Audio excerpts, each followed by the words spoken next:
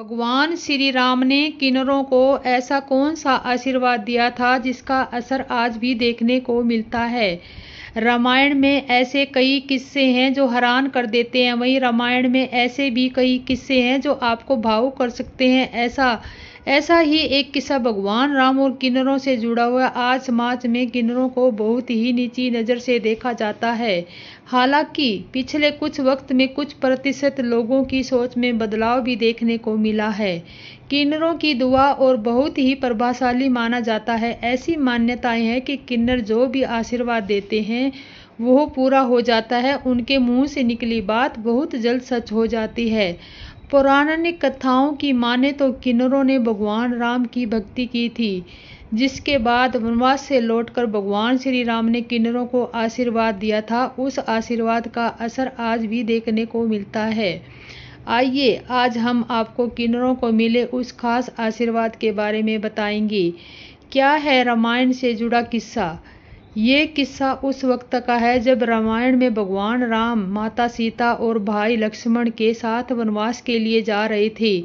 उस वक्त अयोध्यावासी भगवान राम के पीछे वनवास के रास्ते में आने लगे थे। सभी लोग भगवान राम से बहुत प्यार करते थे।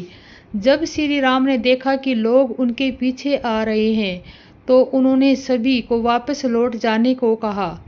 उस वक्त अयोध्यावासी श्री राम के बिना अयोध्या में नहीं रहना चाहते थे। भगवान राम ने सभी को कसम देकर वापस लौट जाने के लिए कहा।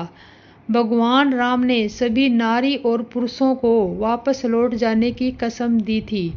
इस सौगंध के बाद भी अयोध्या वासी वापस लौट गए और इसके बाद नगरवासी प्रभु श्री राम की याद में दिन काटने लगे। किन्नरों ने किया 14 साल का इंतजार। श्री राम के कहने पर उस वक्त सभी अयोध्यावासी लौट गए, लेकिन उस वक्त अयोध्यावासियों में 4 किन्नर भी थे जो अयोध्या वापस नहीं लौटे थे। तभी जब राम वनवास के बाद वापस लौटे तो उन्होंने उस स्थान पर किन्नरों को उनका इंतजार करते देखा। तब भगवान राम ने उन किन्नरों से पूछा कि आप लोग राज्य की सीमा पर क्यों हैं। उन किन्नरों ने बताया कि आपने स्त्री और पुरुष को जाने को कहा था, जबकि किन्नर तो ना तो स्त्री ही श्रेणी में आते हैं ना पुरुषों की श्रेणी में, वे दोनों का समागम रूप है। इसी वजह से उन 4 किन्नरों ने भगवान राम के इंतजार में 14 साल अयोध्या की सीमा पर ही बिता दिए। भगवान राम ने दिया आशीर्वाद। इसी भक्ति और प्यार को देखते हुए प्रभु राम ने उन किन्नरों से बहुत ही प्रसन्न हुए और उन्हें आशीर्वाद दिया कि जिसका असर आज भी दिखता है। भगवान राम ने उन्हें यह आशीर्वाद दिया कि उनका दिया हर आशीर्वाद पूरा होगा। उन्हें वरदान मिला है कि उनका आशीर्वाद कभी भी खाली नहीं जाएगा। यही वजह है कि आज भी किन्नरों के आशीर्वाद का आज भी इतना महत्व है कि किन्नरों के आशीर्वाद को किसी चमत्कारी रूप से कम नहीं माना जाता। जय सिया राम, जय सिया राम, जय सिया राम। श्री रामचंद्र जी का वन जाना सुनकर भरत जी को पिता का मरण भूल गया और हृदय में इस सारे अनर्थ का कारण अपने को ही जानकर वो मौन होकर अस्तित्व रह गए, अर्थात उनकी बोली बंद हो गई और वे शून्य हो गए। पुत्र को व्याकुल देखकर कैकेयी समझाने लगी जैसे जले पर नमक छिड़क रहे हो। वह बोली, हे तात, राज विचार करने योग्य नहीं है। उन्होंने पुण्य और यश कमाकर उसका प्रत्याग भोग किया है।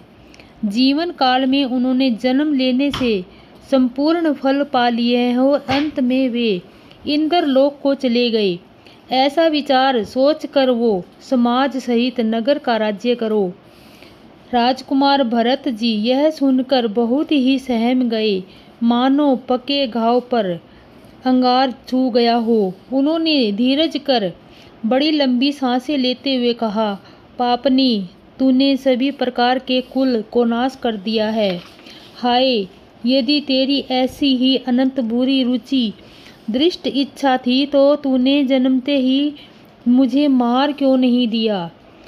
तूने पेड़ को काट करके पत्ते को सींचा है और मछली के जीने के लिए पानी को उलझ डाला, अर्थात मेरा हित करने का ये उल्टा तूने अहित कर डाला। हे मुझे सूर्यवंश नावंश दशरथ जी पिताजी और राम लक्ष्मण से बड़े भाई मिले, पर उन्होंने जननी मुझे जन्म देने वाली माता तू ही। क्या किया जाए, विधाता से कुछ भी वंश नहीं चलता। अरे कुमती, जब तूने हृदय में यह बुरा विचार निश्चय ठान कर उसी क्षण से तेरे हृदय के टुकड़े टुकड़े क्यों न हो गए। वरदान मांगते समय तेरे मन में कुछ भी पीड़ा नहीं हुई, तेरी जीभ गल नहीं गई, तेरे मुंह में कीड़े क्यों नहीं पड़ गए। राजा ने तेरा विश्वास कैसे किया, जाना पड़ता विधाता के मरने के समय उसकी बुद्धि हर ली थी। स्त्रियों के हृदय में गति चाल विधाता भी नहीं जान सकते, वह संपूर्ण कपट पाप और अवगुणों की खान है। फिर राजा को सीधे सुशील और धर्मपरायण थे, वो भला स्त्री स्वभाव को कैसे जानते। अरे जगत के जीव जंतुओं में ऐसा कौन है जिसे रघुनाथ जी के प्राणों के समान प्यारे न हो। वे श्री राम जी से तुझे अहित हो गए, बैरी लगे। तू कौन है, मुझे सच सच कह, तू सो है। अब मुंह में स्याही पोत कर, मुंह काला करके उठ करके मेरी आंखों को ओट में जाके बैठी है। विधाता ने मुझे श्री राम जी से विरोध करने वाले तेरे हृदय से उत्पन्न किया, अथवा विधाता ने मुझे हृदय से राम के विरोधी जाहिर कर दिया। मेरे बराबर पापी दूसरा कौन है। मैं व्यर्थ ही तुझे कुछ कहता हूँ। माता की कुटिलता सुनकर शत्रुघ्न जी के सब अंग क्रोध में जल रहे हैं, पर कुछ वंश नहीं चलता। उसी समय भांति भांति के कपड़ों और गहनों से सजकर कुबरी मंत्रा वहां आई। उसने सजी देखकर लक्ष्मण के छोटे भाई शत्रुघ्न जी क्रोध में आ गए, जैसे जलती हुई आग को घी में आहुति मिल गई हो। और उन्होंने जोर से तककर कुबड़ पर एक लात जमा दी और चिल्लाती हुई मुंह के बल जमीन पर गिर पड़ी। और ऐसे मथुरा जमीन पर गिर गई, और वो कुबड़ी तो थी पहले और हो गई। उसका कुबड़ टूट गया, कपाल फूट गया, दांत टूट गए और मुंह से खून बहने लगा। वह कराती हुई बोली, हाय देव, मैंने क्या बिगाड़ा जो भला करते बुरा फल पाया। और आगे उसकी यह बात सुनकर और उसने नख कर सीखा तक दुष्ट जान पर शत्रुघ्न सिंह को जोधा पकड़ कर उसे घसीटने लगे, और दयानिधि भरत जी ने उसको छुड़ा दिया। और दोनों भाई तुरंत कौशल्या जी के पास पहुँचे। कौशल्या जी के मैले वस्त्र पहने हैं, चेहरे पर रंग बदला हुआ है, व्याकुल हो रही है, दुख से बोझ से शरीर सूख गया है। ऐसे दिख रही है जैसे सोने की सुंदर कल्पना को वन में पाला मार गया हो। और भरत को देखते ही वो बोली, व्याकुल हो रही थी।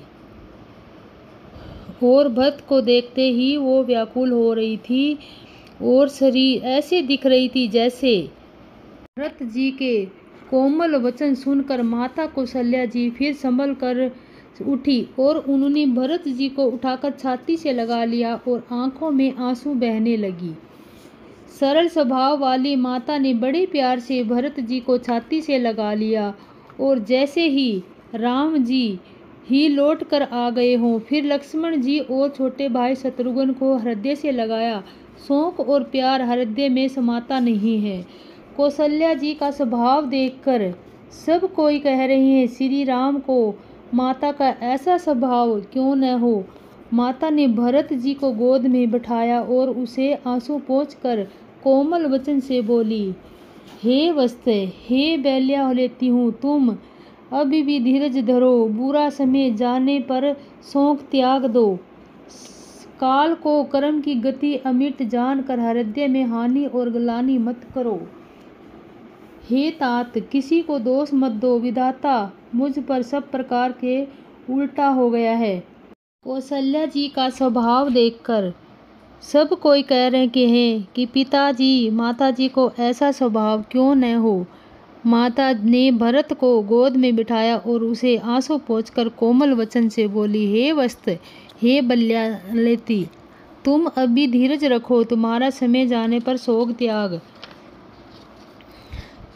कर्म, वचन और मन में होने वाले जितने पातक एवं अपघातक है, जितनों कवि लोग कहते हैं, हे विधाता, यदि इस काम में मेरा मत हो तो हे माता वो सब पाप मुझे लगे।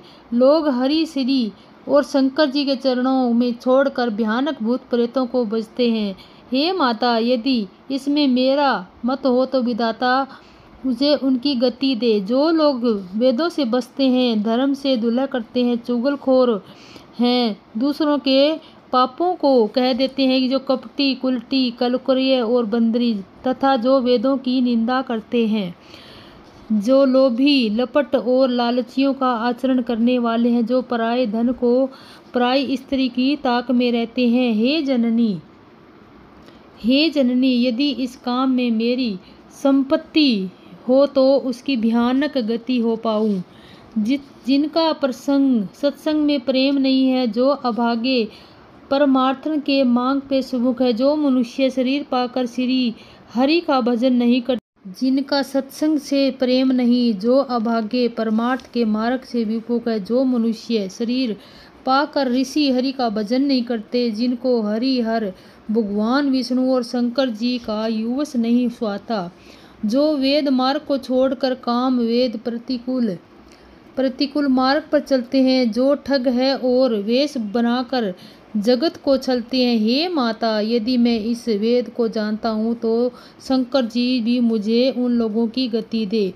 माता कौशल्या जी भरत के स्वभाव जी के सच्चे और सरल वचनों को सुनकर कहने लगी, हे तात, तुम तो मन, वचन और शरीर से ही श्री रामचंद्र जी के प्यारे हो, वो रामचंद्र जी के दुलारे हो। छोटे भाई,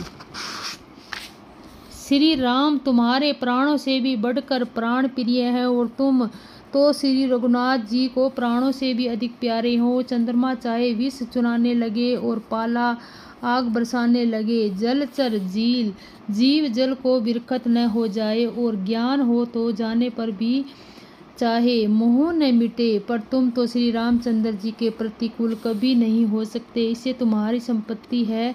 जगत में कोई ऐसा चाहते हैं कि वो संपन्न में भी सुख और शुभ गति नहीं पाएंगे। ऐसा कहकर माता कौशल्या ने भरत जी को हृदय से लगा लिया और उनके संतनों से दूध बहने लगा और पांडवों में जल छा गया। इस प्रकार बहुत विलाप करते हुए सारी रात बैठे बैठे ही गुजार दी। तम वापुदेव और वरिष्ठ जी आए। उन्होंने सब मंत्रियों को, महाजनों को बुलाया और था, हृदय में धीरज करो, आज किसी कार्यक्रम से मौका है, उसे करो। गुरु जी के वचन सुनकर भरत जी उठे और उन्होंने सब तैयारी करने के लिए कहा और